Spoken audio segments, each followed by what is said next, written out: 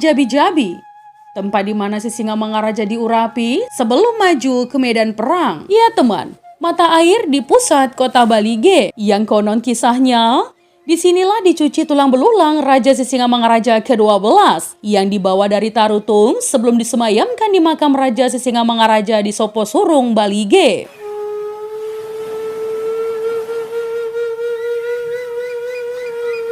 Mual Jabi-Jabi adalah mata air peninggalan Raja Toga Laut Pardede yang terletak di pusat kota Balige yang merupakan perkampungan atau parutaan Raja Toga Laut Pardede dan keturunannya atau poparannya.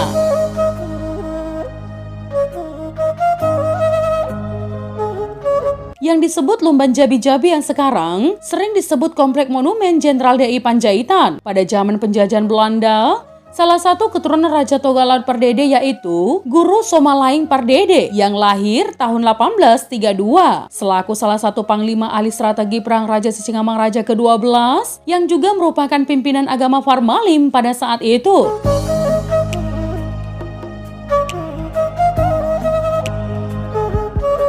Sering melaksanakan ritual keagamaan Parmalim di sekitar Mual Jabi-Jabi tersebut, dan menurut para pendahulu mengisahkan bahwa di Mual Jabi-Jabi tersebut Guru Somalaing Pardede selaku pemimpin agama Parmalim pernah melakukan semacam pembaptisan atau pamipison terhadap Raja Sisingamangaraja ke-12 ya di saat mau berangkat ke medan perang di wilayah Toba.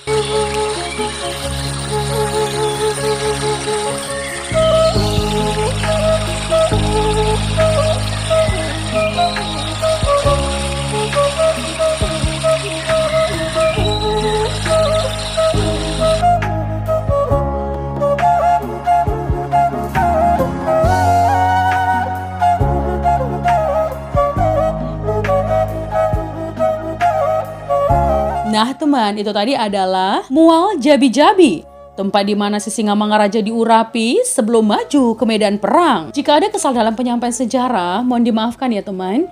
Untuk kritik dan saran yang membangun, langsung saja tinggalkan di kolom komentar. Menjadi bijak, menjadi cermat itu penting. Terima kasih teman.